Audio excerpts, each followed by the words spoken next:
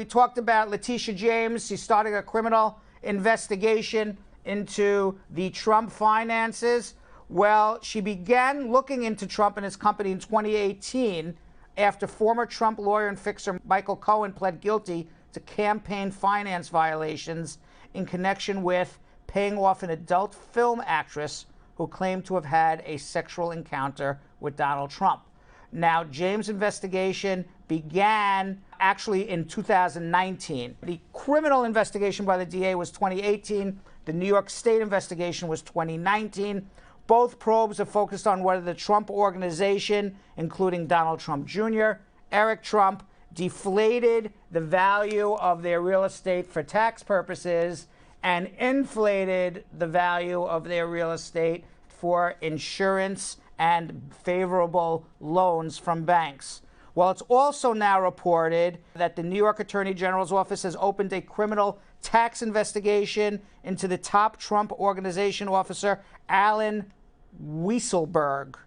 Notice that his name is Weisselberg. Weisselberg.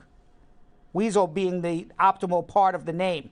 Increasing the pressure on a longtime aide to former President Trump. This guy runs the Trump Organization, Weisselberg. What they're trying to do is put pressure on him to flip and testify against Donald Trump. We'll see if that is a tried and true tactic by every district attorney. We'll see if he does it.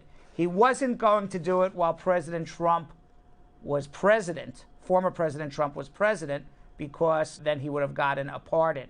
But former President Trump did not pardon the weasel. So we'll see if he's a real weasel and turns on Trump. Let's hope he does, because we'd like to find out the truth.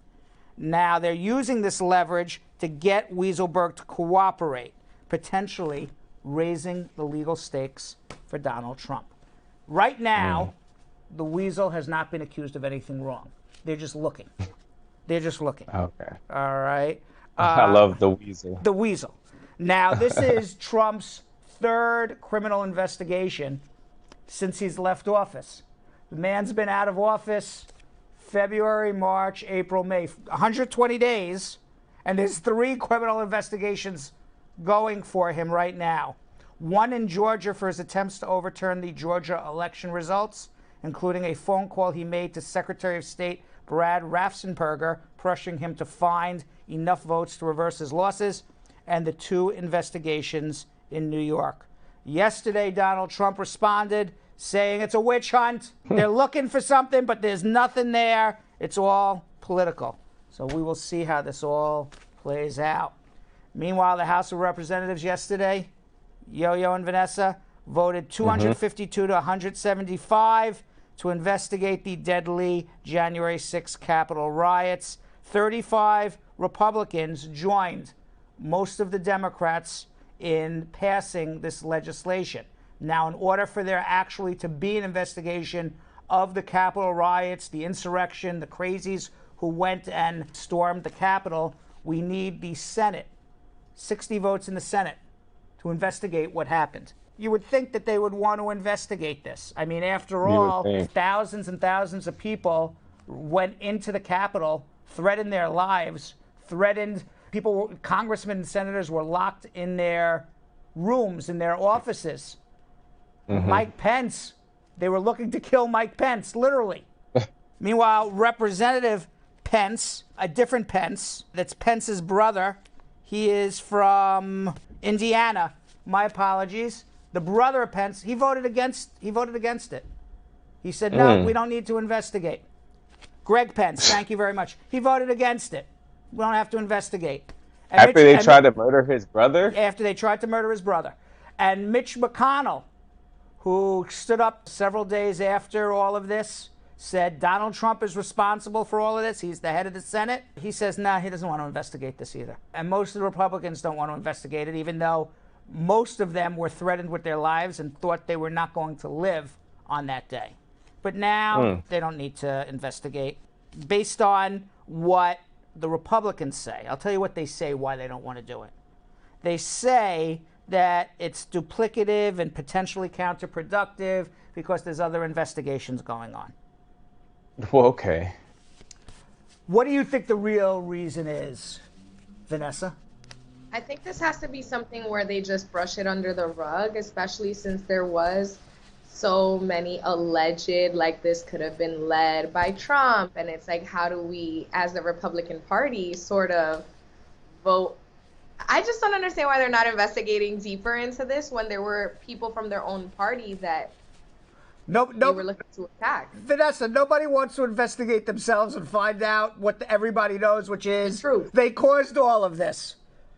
Period. That's exactly why they're not looking. You know what? It's like, hey, Brad, Brad robbed the bank. Brad, can you go investigate who robbed the bank? I don't want to investigate who robbed the bank. I know who robbed the bank. Brad robbed the bank. So you feel like they're saying this or they're not supporting the investigation because they're trying to save their own butt? Of course. Many of the Republicans knew what was going to happen ahead of time. Did they believe that it would have gone to that level? I can't imagine many would have. But they knew what was happening. They knew why Donald Trump brought all those people to Washington. And they knew what Donald Trump was going to say. Mike Pence knew what Donald Trump was going to say.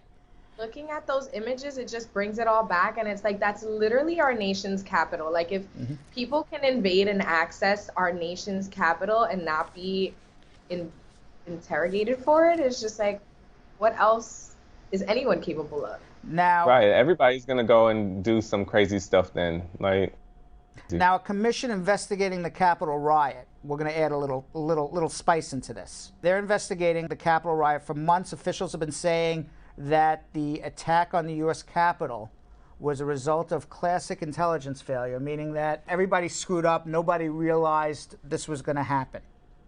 But now a new report says a division within the Department of Homeland Security missed the potential violence. Written by former head of intelligence at the New York Police Department, Mitch Silber, entitled Domestic Violent Extremism and the Intelligence Challenge, the report makes clear that officials at the FBI, the Department of Homeland Security, and other agencies had collected plenty of intelligence leading up to the insurrection at the Capitol. They knew all about it. They had all the facts. They knew all the people who were coming, and they knew what Trump was going to say, and they knew what Trump was going to do. But what they did is they kind of ignored it. They ignored it for two reasons. One is they didn't concentrate on it because they were told to concentrate on things happening at the border and people who are associated with Antifa. Antifa is not a real group. It's kind of a conglomerate of people who are anti-fascists. But the reality is they had all the facts there, but politically they were told to look elsewhere. So because they were looking elsewhere and they were looking at other threats, nobody put the pieces together for this. But it was all there for them to put together if politics did not get in the way. Now, a key part of this Department of Homeland Security agency is to provide written analysis of threats to public events before they happen. These threat assessments are not just done for gatherings that have potential for violence, like Charlottesville. It also is done for Mardi Gras in New Orleans, the Super Bowl, or an outdoor concert in Central Park, whatever it is. It is called, this agency in the Department of Homeland Security, it is called the I&A. What does the I&A stand for? I'm not sure, but it's called the I&A Department. But now it is reported that the threat assessment for what was happening at the Capitol would have put everybody on notice ahead of the insurrection had anybody actually been looking at this data. Intelligence and analysis. Probably not. Something Uncle Brad doesn't have in the last 30 seconds. Intelligence and analysis. Intelligence and analysis. Yes, that's what it stands for. And they were neither intelligent or analyzing. They weren't even looking at the data because politically they were told to look at other things. So it's kind of like a file sits on somebody's desk and collects dust. That's basically what happened. So you think the Republicans want to investigate all this? Right. When they know that the Republicans who are in charge of the Department of Homeland Security were told not to even look into these things? That this was a file collecting dust on someone's desk, no one even opened it? All the data was sitting in there, just nobody looked at it. Yeah, it makes sense. Definitely makes sense now. Right in front of them. Meanwhile, according to our friends at the Johns Hopkins University coronavirus stat update, wow, we're still only at 587,000 deaths. It did not go up in the last day. Congratulations, United States of America. Oh, Yesterday wow. it was 587,000 deaths too. That's pretty good. Now, nearly 48% of people in the United States, almost 1 out of 2 people, have at least gotten 1 shot of vaccine. So at least 1 out of 2 people in the U.S. now are either partially or fully vaccinated. Almost 38%, that's almost 4 out of 10, are fully vaccinated. Wow. That is why we have no deaths or less deaths. It didn't go from 587 to 588. Now, the Department of Homeland Security, unfortunately, let's do some coronavirus updates. The border between the United States and Canada is still going to remain closed until at least June 21st. And if you want any confirmation why the vaccines are working, and you should do it, a new study reported in the New England Journal of Medicine of 280 nursing homes in 21 various states across the United States. So you figure, on average, there's got to be 30, 40, 50, 100 people in the nursing homes. All right, so 280 nursing homes through 21 different states and different areas of the United States. Real world confirmation that the COVID vaccine is effective. Since residents have gotten coronavirus vaccines in these nursing homes, only 3% of residents tested positive for coronavirus after the vaccines were given to the residents of these nursing homes. 97% effective for the most elderly, for the elderly people who are most affected by coronavirus. By corona. That's good. And if that's not enough to get you to take the coronavirus vaccine in New York State, Governor Andrew Cuomo announced today that New Yorkers 18 or older who get the vaccine in the next week will have a chance to also win $5 million through a Vax and Scratch lottery program. No. Yes. Any New Yorker who gets a vaccine at one of the state's 10 inoculation locations between May 24th and May 28th, next week, they're going to get a free scratch-off lottery ticket worth $20. And with the $5 multiplier, you can win $5 million in the scratch-off. Right there on the spot. You don't even have to wait for the balls to be drawn at the end of the week. I should have got mine later. You should have. The first prize winner I feel like I could have won. The first prize winner is going to get $5 million, while the second through fifth get $50,000, $20,000, $5,000, and $2,000. So people are going to be making some dough and getting vaccinated. I feel like I would have won one of those. You think so? I am sad to report, Yo-Yo, that I doubt you would have won. Good to be confident. Don't put your... And this is only New York State, correct? Because yes, it's New York State. You can fly back from Florida to do it. Where are we going to start? An image of a man smiling on a hospital bed has gone viral after it turns out the patient isn't who they seem. The man in the hospital bed is British rapper Slowthai for his music video Feel Away. But in a bizarre twist, he has a cake for a body. The image has resurfaced online. The cake of all cakes sent Twitter into meltdown after Bake King posted images. I'm not getting that. What? I'm not getting this so far. Let's continue reading. Several months ago, a bizarre trend of creating lifelike cakes swept the internet. I must have missed this. Yes, I've seen these. You've seen All these are cakes. You've seen these cakes. Now, Yeah, look at them. Pastry chefs, artisan cake makers, and even novices flooded social media with images of life-like cakes. Now, one baker made a cake that looked like a burger. We saw that picture. Another, a sushi. There was even a cake that looked exactly like a pizza. But this cake takes the cake. In pictures of the mighty cake, the man could be seen smiling at the camera from the comfort of a hospital bed. He appears to be in good spirits as medics work around him, but on closer inspection, something just ain't right. The hospital workers are holding something, cake, And upon closer inspection, it reveals the man is not being treated. In fact, the man is a cake. Cake.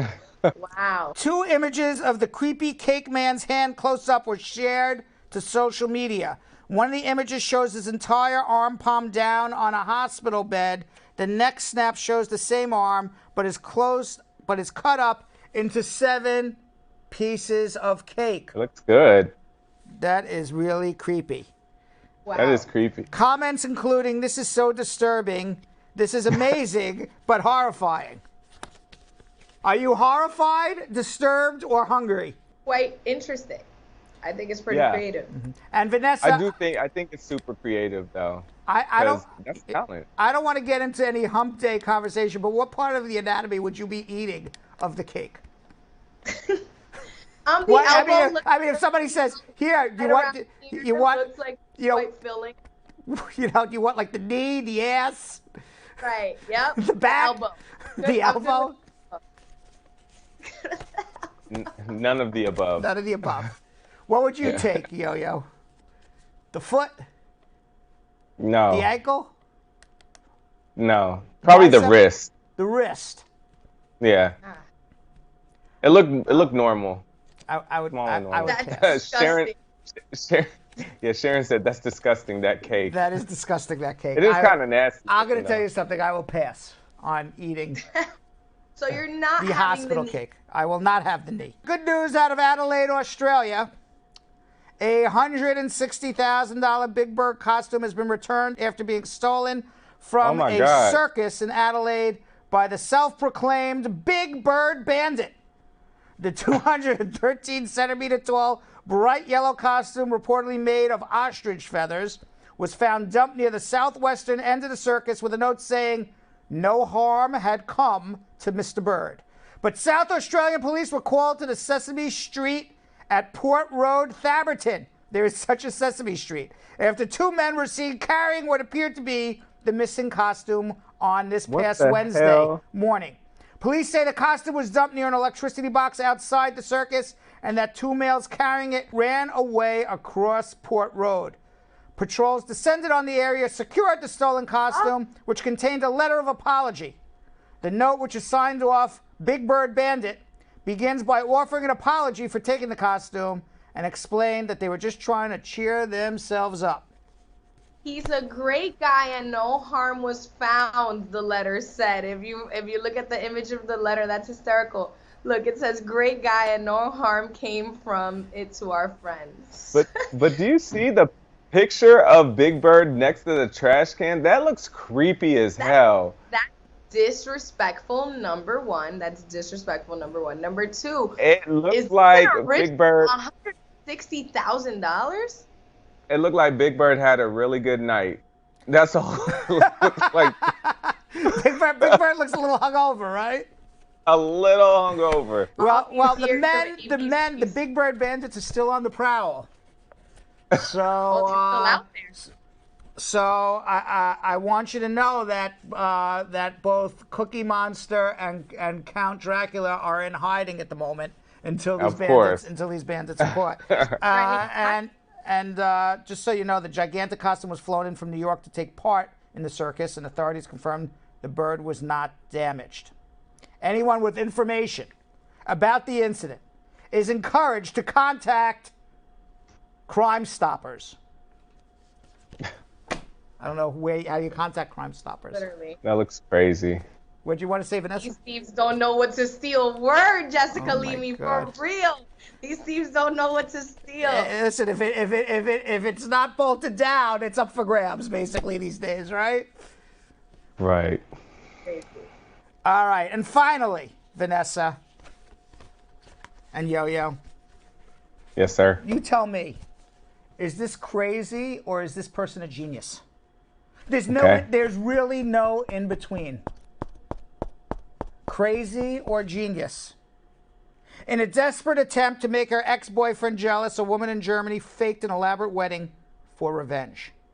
A TikTok video of her envy-inducing antics had gone viral with more than 1.8 million views. Sarah Villard, 24 years old, revealed the moment to Gnarls Barkley's 2006 hit Crazy. showing pictures of herself holding hands with a groom for hire wearing a long white dress. Yep, I'm crazy, she says. She lives in Frankfurt, Germany. She split from her beau in 2019 and hatched the plan shortly thereafter. She rented out Frankfurt's Villa Kennedy, rounded up her friends to play the roles of the bridesmaids. She posted the pictures to Instagram where she was certain that her ex would see it.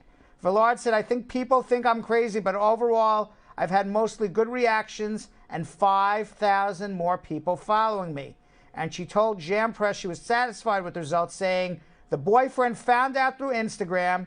He texted me the next day. He freaked out because he thought I was cheating on him while we were together. That, of course, was not the case. But he came running to my house, got down on his knees, begged me to be his girlfriend. And you know what I did? I blocked him. I blocked him from social media. I blocked him from my life. And she's moved on and claims she's happy. Genius or crazy? Vanessa. Both. Genius or thirsty? Genius, crazy, or thirsty? Thirsty and genius or crazy. Exactly. There we go. I just needed to make sure we made sure this person was a thirsty genius or Thirsty crazy for, okay. Yo, thirsty genius or thirsty crazy? Both. You could be both.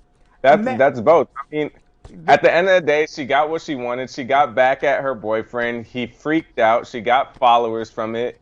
But it's crazy as hell to even put in your money, your time, and just energy into that. But it worked. So, hey, she's both.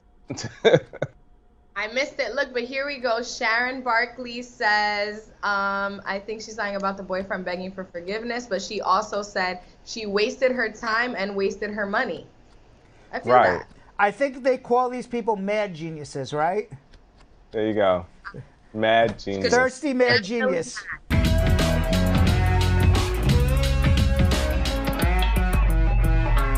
Thanks for watching. For more Bradshaw Live, like and subscribe to our YouTube channel.